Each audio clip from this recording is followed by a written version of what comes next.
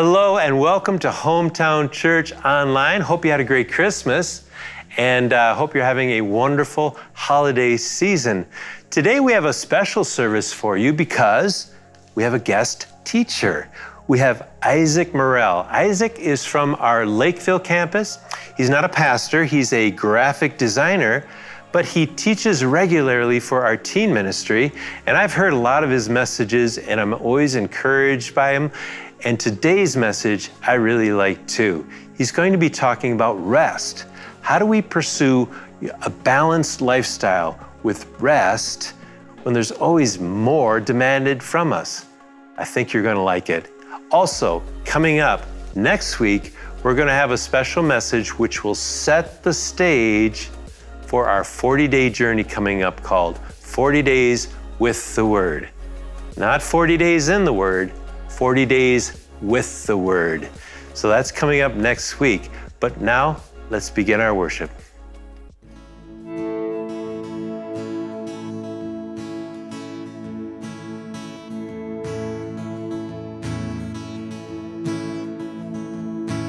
Greater is the one who's in us. Greater is the one who calls our name. He will never fail.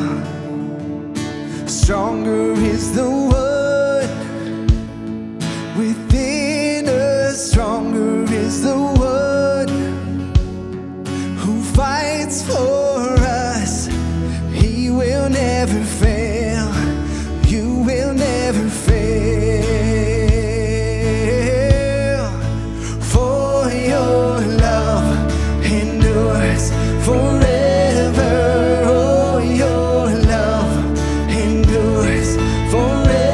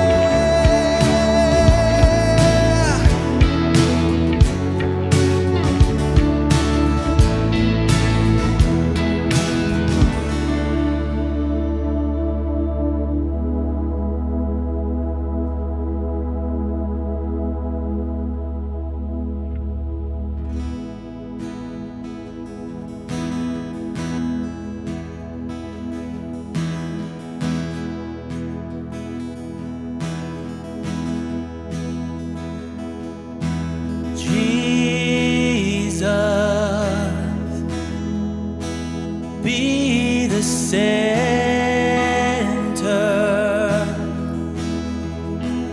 be my source, be my life, Jesus.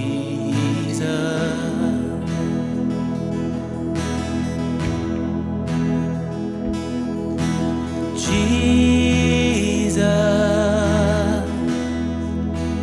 be the center,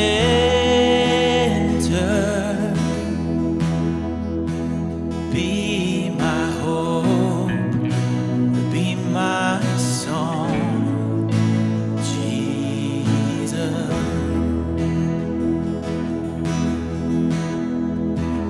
Be the fire in my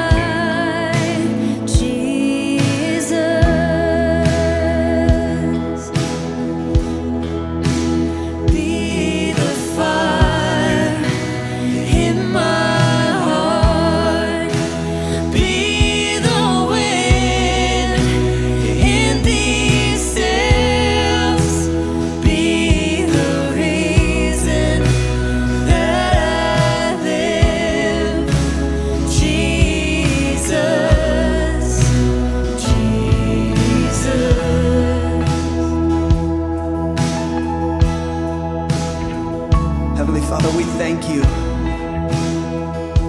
that you, God, are the center.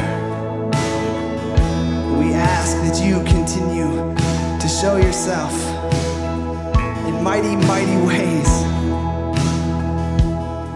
as you remain the center of our hearts, the center of our lives, the very focus of our being. Jesus, we thank you.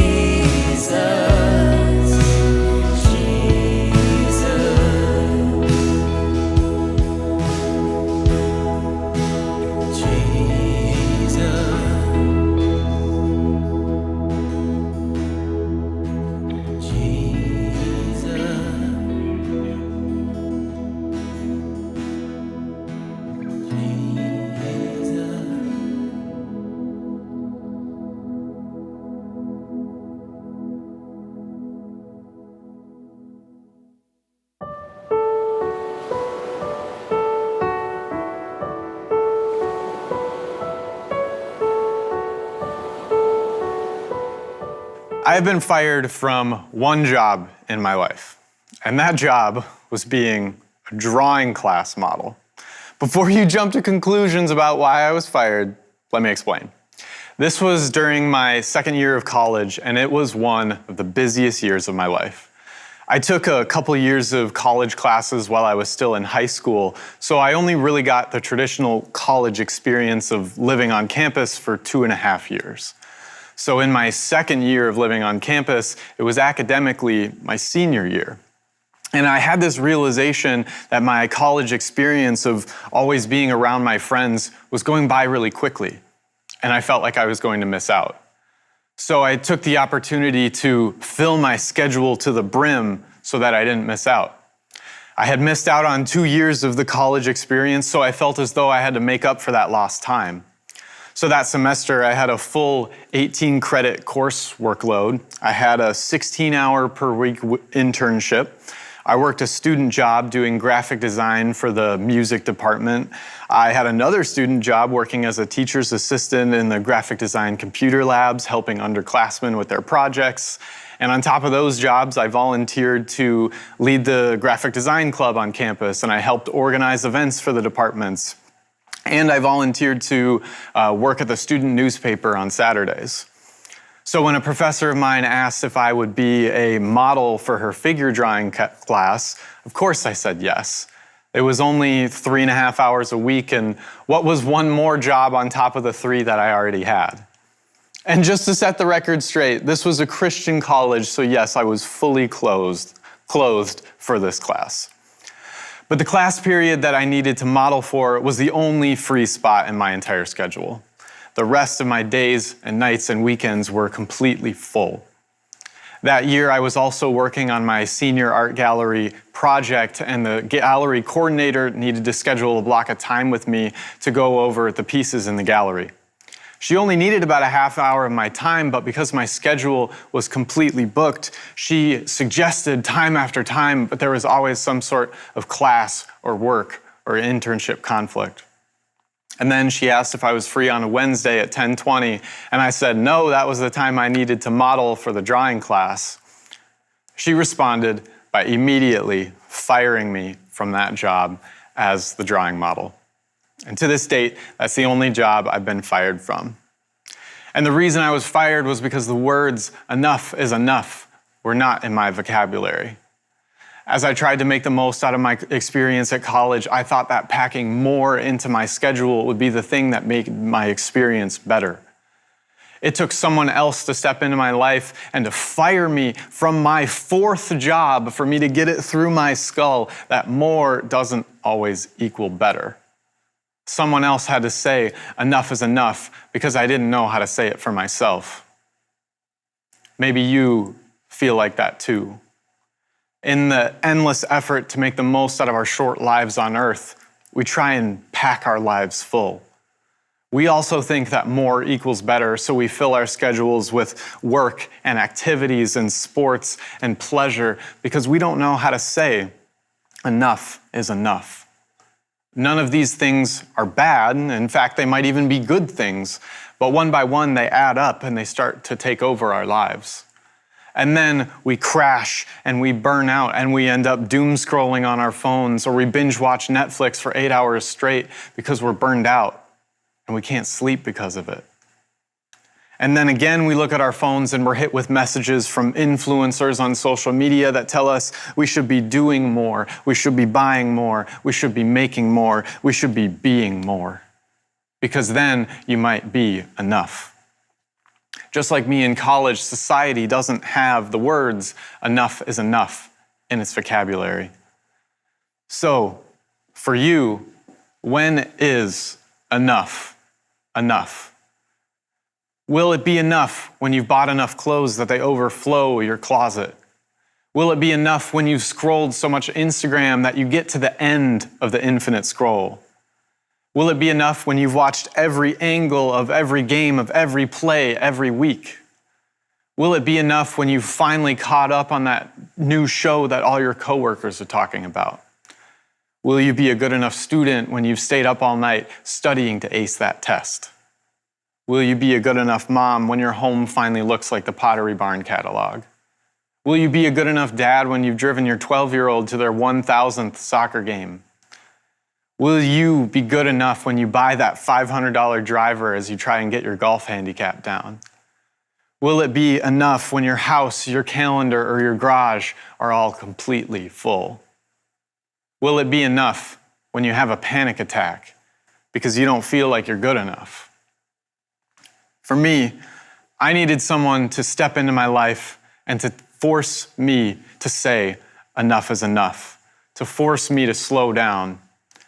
If I've already lost you and you're not paying attention because you're thinking of what you need to get done and have to do after church, maybe you need to slow down a little bit.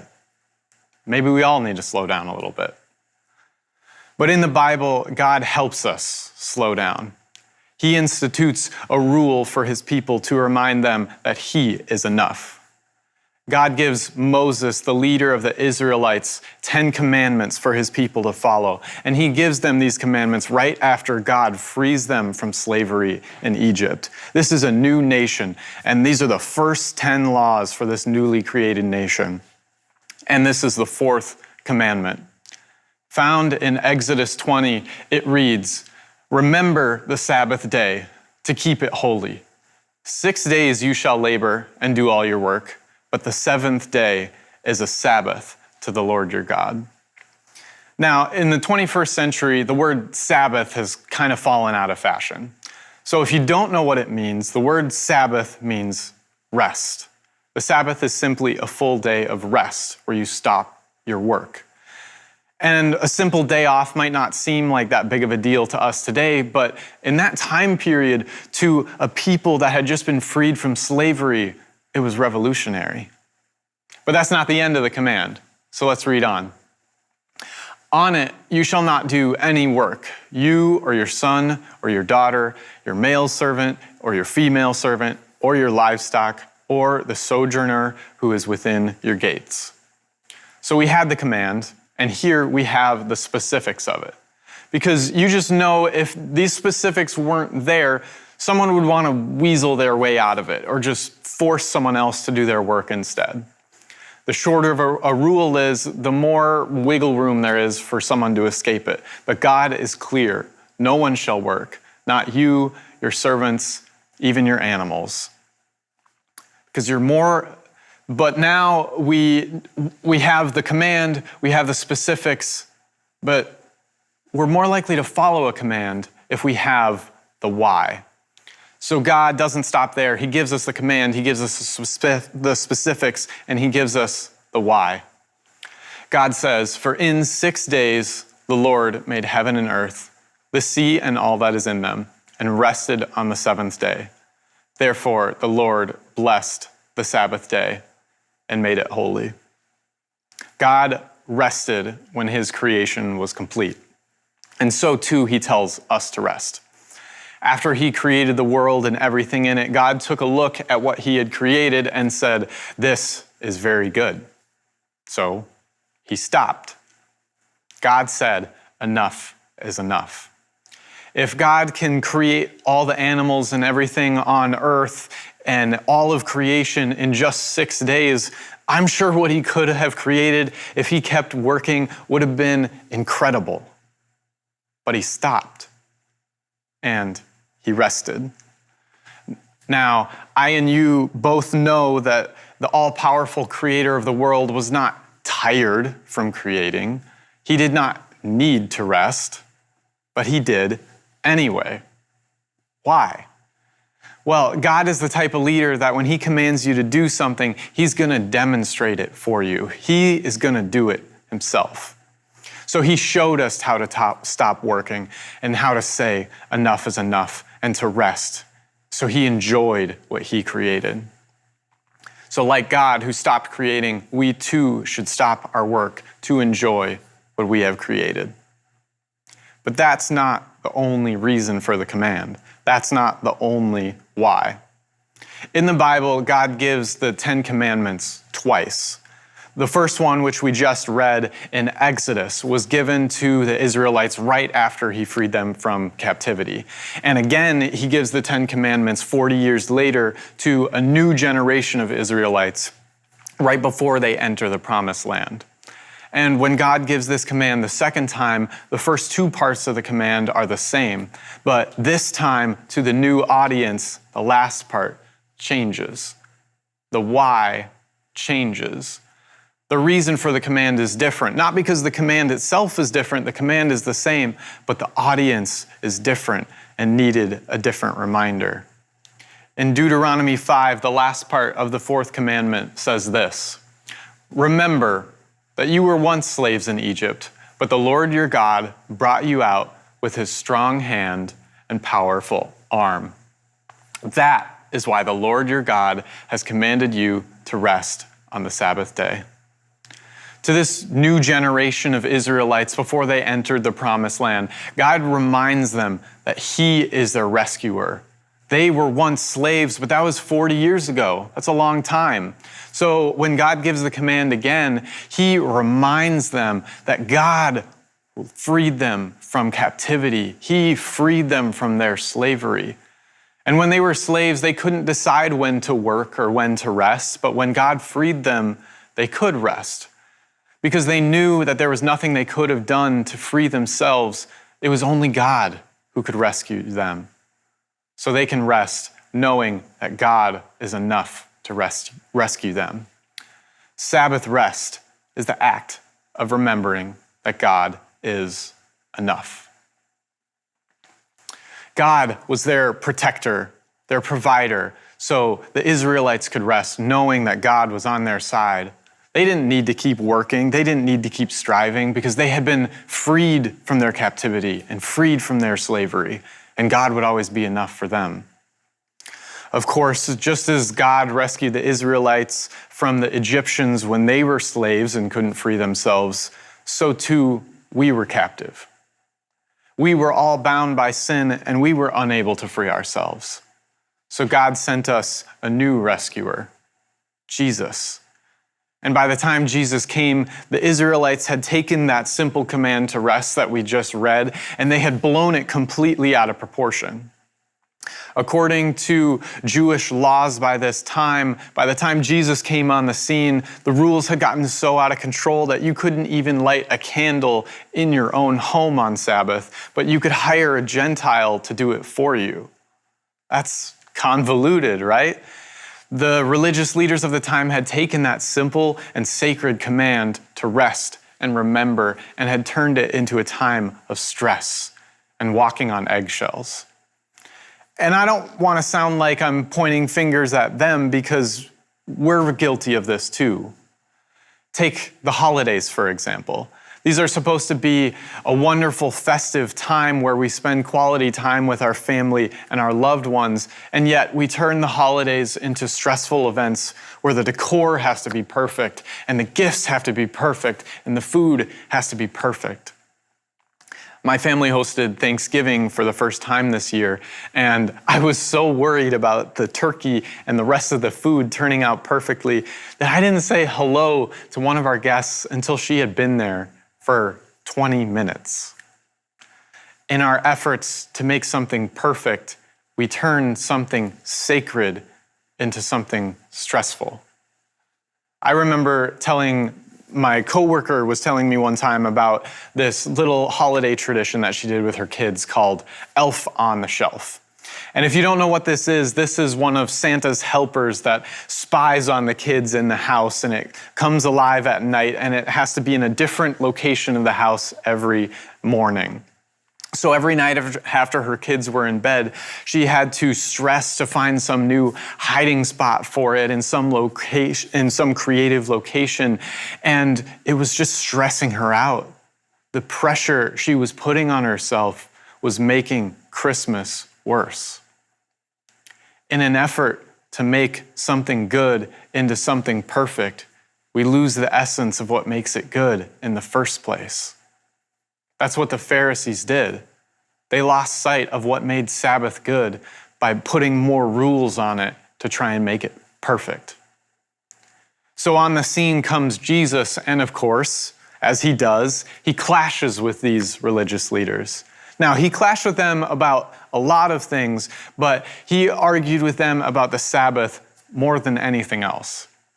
And in response to the stressing and the overzealous rules and regulations of the religious leaders, Jesus said this to them: "Come to me, all you who are weary and burdened, and I will give you rest. Take my yoke upon you and learn from me, for I am gentle and humble in heart, and you will find rest for your souls. For my yoke is easy and my burden is light." The laws around the Sabbath were intended to bring people closer to God, but those laws had only given them an impossible burden to carry on their way to get to God. Jesus came to make our way to God easy. The rest Jesus gives us is the rest from the stress and the striving on our own merit to try and get to God. We couldn't do it on our own. So Jesus gives us rest from trying to save ourselves, and he takes it upon himself.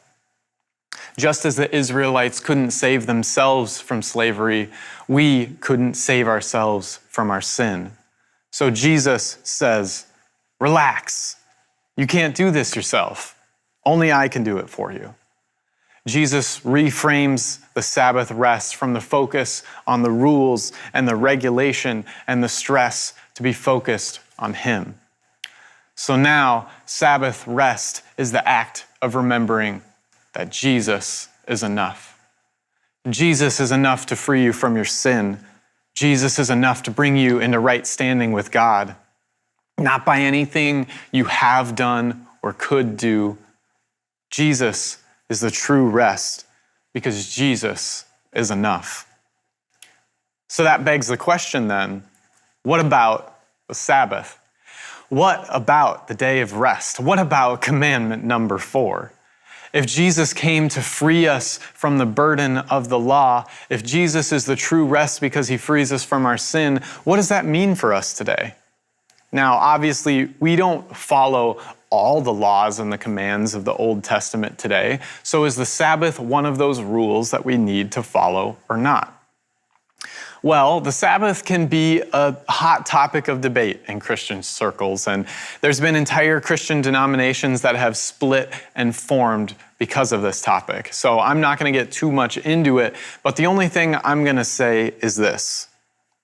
In the 10 Commandments, commandment number 6 is thou shalt not murder. And no one today seems to be arguing about whether or not we still have to follow that command. No one seems to argue that we are free from the command, thou shalt not murder. In fact, no one seems to argue about any of the other 9 commands. They are all still followed and taught by Christians to this day. But in this modern day 2024, soon to be 2025, you never really meet any Christians who practice a day of rest. It's almost like us as modern Christians reacted against the oppressive and stressing rules around the Sabbath by swinging that pendulum in the total opposite direction. Our weekends are now for yard work and our house projects and for shopping and for shuttling the kids off to activities and sports, and there's no rest to be found. In our efforts to rid ourselves of the oppressive rules around the Sabbath, we threw the baby out with the bathwater and we got rid of the Sabbath rest itself. It's like there's this Sabbath spectrum.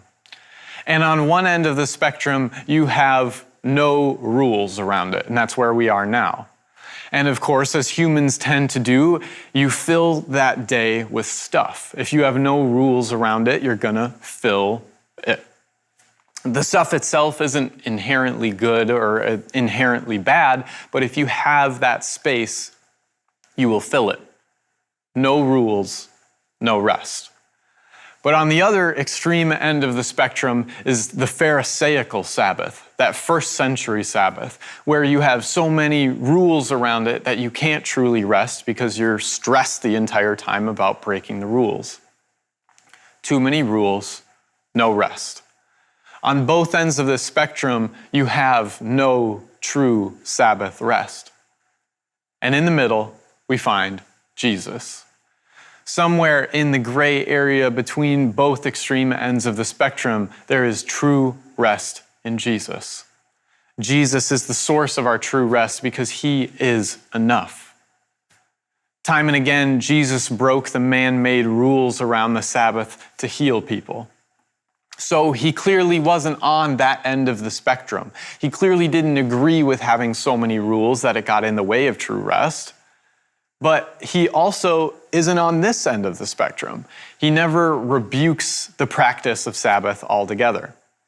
So what does Jesus have to say about the practice of Sabbath at its core? Jesus says this in Mark chapter 2. The Sabbath was made to meet the needs of people, and not people to meet the requirements of the Sabbath. So the Son of Man is Lord even over the Sabbath. Now, if we think about this for a second, of course, Jesus would never rebuke the practice of Sabbath itself because he was the one who made it. Jesus, who was present and active in the creation of the world in the very beginning, was the one who instituted the Sabbath day of rest and the one who demonstrated it to us. Jesus, who is the Son of Man, is Lord of the Sabbath because he gave it to us. And he gave it to us not so that we could make oppressive rules about it that stress us out and prevent true rest. He gave it to us because the Sabbath was made to meet the needs of people. People need the Sabbath. So that begs the question, why do people need to Sabbath? What is it about us that makes us need the Sabbath? Well, if we go back to the beginning, God's creation, according to his own admission in the narrative, was very good. But because Adam and Eve disobeyed God and sinned, they believed that God wasn't enough for them. They were discontent, and thus they looked outside of God and his gifts for them for meaning and for purpose. They had the thought that more equals better. And ever since that first sin, humans have a bias to think that more equals better. Just like Adam and Eve, we become discontent with where we're at. We become discontent with God and his blessings in our lives, so we start looking outside of him for more. And this is called additive bias. When we get discontent or unhappy or we have a problem in our lives, we tend to believe that adding something to our lives will fix it, that adding something to our lives will make them better. Just like Adam and Eve did, we are biased to look outside God and his gifts because we think that more equals better. There's an engineering professor and researcher at the University of Virginia whose name is Leidy Klotz, and he was researching this additive bias, and he conducted some experiments about it. And one of his experiments was creating a travel itinerary for Washington, D.C.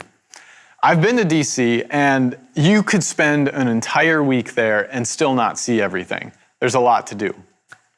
But Leidy created this absolutely insane travel itinerary that was only 1 day long.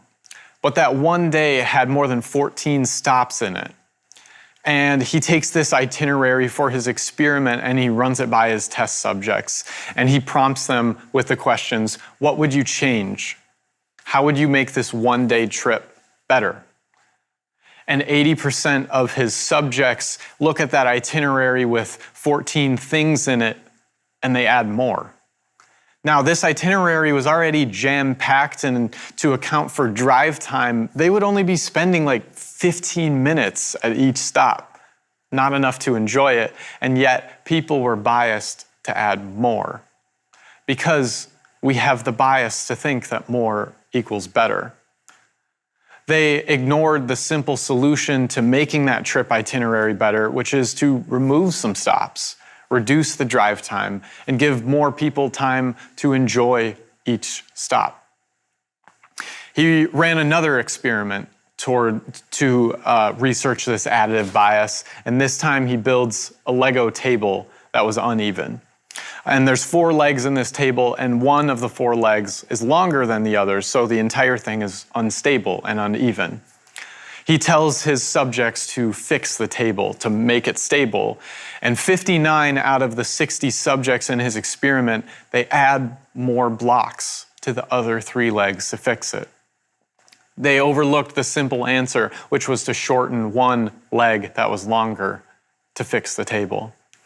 Even when he tried to get his subjects to take away a block, he prompted them to remove some. He would punish them for adding more, and yet they didn't find the simple solution to shorten one block because they were still biased towards more.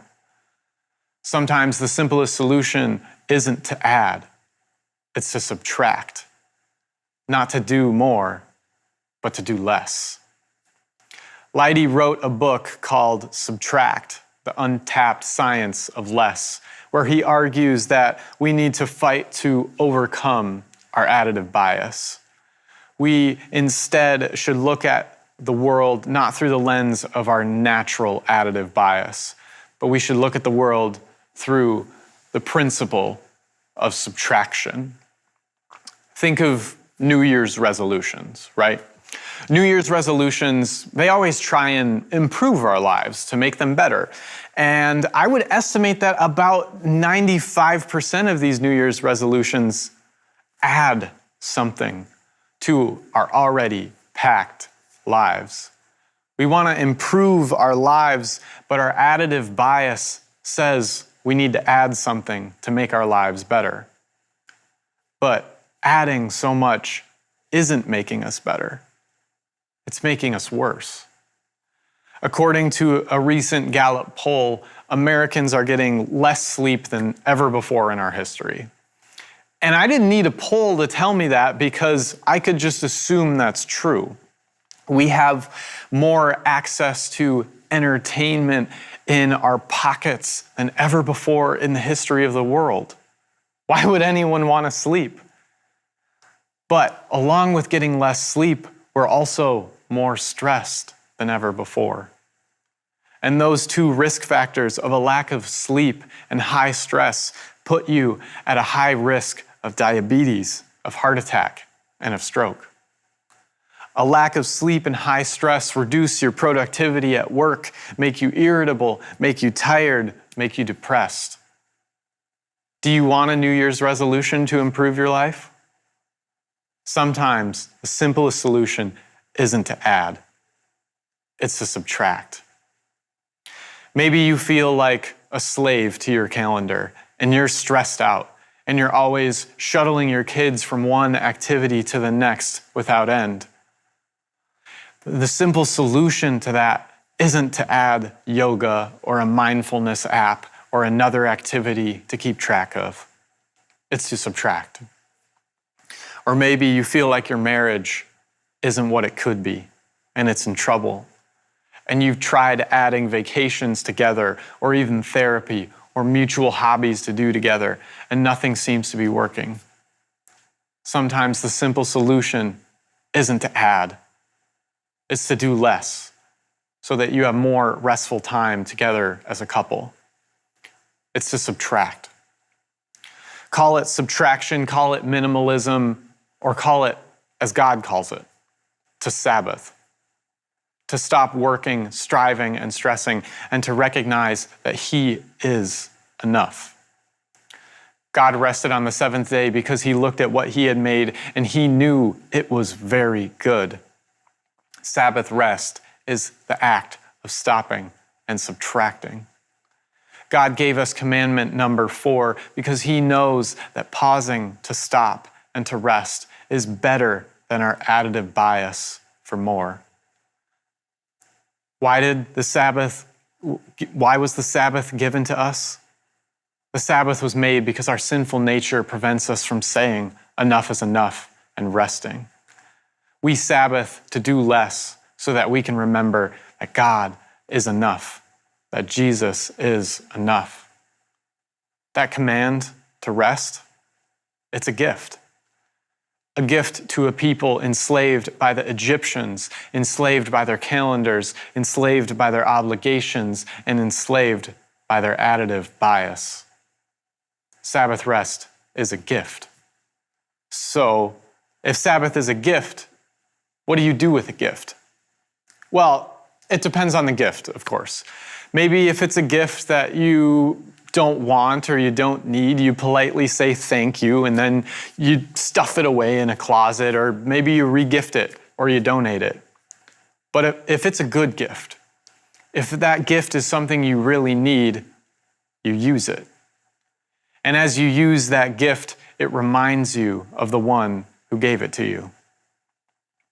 I think for a lot of Christians, Sabbath rest is one of those gifts that we've received, but we've stuffed it away in our closets because we don't know what to do with it. We've ignored it. But back in the slower pace of life, even in the first century, Jesus said that Sabbath was made to meet the needs of people. So how much more in our fast-paced, never-stopping, always connected, modern 21st century reality do we need it? How much more do we need to pause, to slow down, and remember that Jesus is enough? In my story at the beginning, I mentioned that I was fired from that job because my schedule was too full for a meeting. And that meeting that I couldn't schedule was about my upcoming art gallery installation. As a graphic design major, we got the opportunity in our senior year of college to display a piece in the campus gallery. Well, here's the irony of that project. I'm going to put a picture up of the final piece that was installed. Now, so you don't have to count it, I'll do it for you. It's 7 rows, 24 columns. That's 168 pieces in total, and that's the amount of hours in your week. Each row on that wall was twice as long as the one below it until the top row stuck out more than 3 feet away from the wall towards you. When you stood in front of it, it was like looking at a wave that was about to crash into you, except that wave was your week. As a part of this project for 2 weeks, I tracked the time of everything that I did in 15-minute increments. It wasn't really about the art piece in the gallery itself, but I wanted to know where my 168 hours were going. Because at that time, I thought that if I could somehow find ways to fit more into that time, I would be better off for it. My additive bias told me that it would improve my life to fit more into that 168 hours. I thought that if I did a thorough enough examination of what I was doing, I would somehow discover a pocket of time where I could do more. I now know that was foolish. And clearly my professor did too, since she fired me from my job for the sole reason that I was too busy. Sometimes a little margin and a little rest is worth more than whatever you could fill that time with. That's why God created Sabbath. That's just one of those rows. You have 168 hours in your week. We all do. God told you to rest for 24 of them. Could you do it? I don't care if it's a Tuesday, a Saturday, a Sunday, whatever would fit into your life. Think of what it would take for you to rest for 24 hours. No work, no striving, no keeping up with the Joneses, just resting. And remember that what you have is enough, that Jesus is enough. What would that look like for you? And not the kind of rest where we doom scroll and we binge watch that comes from crashing and it makes you feel sick afterwards. Not the tension-filled family vacation kind of rest where you're so stressed about it going perfectly that you can't relax. Not the rest where you're checking your phone the whole time because you're not present where you're at. True rest, refreshing rest. Maybe it's a family movie night and ordering pizza so you don't have to figure out what to cook. Maybe it's a bonfire and drinks with your friends. Maybe it's a long walk or a bike ride or a hike. The kind where you don't need to worry about how long you're gone because you have nothing else you need to do. Maybe it's a long book and a fireplace. Maybe it's finally getting coffee with that friend that you've been meeting to catch up with, but you haven't had time. What does rest mean for you? And now that you have an idea of something restful, think about what in your life it would take for that to happen. What would it take for you to Sabbath? Be honest with yourself. You might have to subtract something to Sabbath. You might have to put something off. You might have to remove something from your life to rest. But the act of subtraction just might make your life better than whatever else you could add. If you can overcome that human additive bias, that sinful additive bias, you can realize that sometimes subtracting is the best solution. But if you're anything like me, you're probably starting to stress out. You're wondering, when am I going to do my laundry? When am I going to grocery shop? When am I going to clean? When am I going to mow the lawn? How am I going to fit it all in? If I have a day of rest on a Sunday, what are we going to eat if I don't grocery shop? God has an answer for that. You see, not only did the Israelites have a Sabbath day, but God also commanded them later on in Leviticus to have a Sabbath year. So after 6 years of farming the land, in the 7th year, they wouldn't farm, they wouldn't plant. Now, of course, this is also just good, sustainable farming practice that God put into place so that they didn't deplete the soil of its nutrients. But just like you were, they were probably wondering, what are we going to eat? How will we provide for ourselves if we rest? So God told them this. You may ask, what will we eat in the 7th year if we do not plant or harvest our crops? I will send you such a blessing in the 6th year that the land will yield enough for 3 years. That's God's heart for Sabbath rest. God doesn't want your rest to be stressful. God said He would provide for the Sabbath, for the Israelites in their Sabbath year. If God can work a miracle and provide 3 years worth of harvest in 1 year, I believe that God can provide for your 1 day of rest. I believe that God's blessing will make up for whatever you subtract to make room for Sabbath. Sabbath rest is a gift to a people enslaved by the Egyptians, by their obligations, and by their additive biases. Because we don't know how to say enough is enough, God showed us how, and then He commanded us how. Sabbath rest is the act of remembering that Jesus is enough. That day of rest is a gift. I'm not here to tell you how to use that gift. I'm not going to give you a list of rules of how to use that gift. All I'm here to tell you is to take that gift.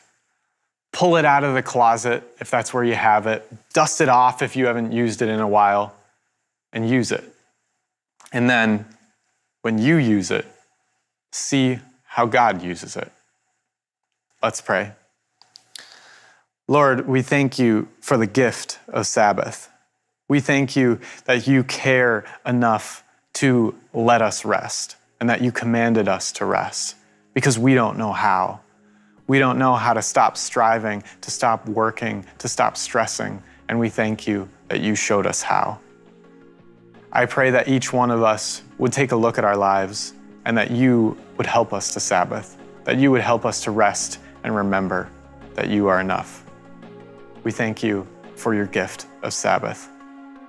Amen. Thank you very much for being with us today. Hey, we just want to say Happy New Year to all of you and remind you to come back next week for our special introduction for our 40-day journey. We'll see you back then.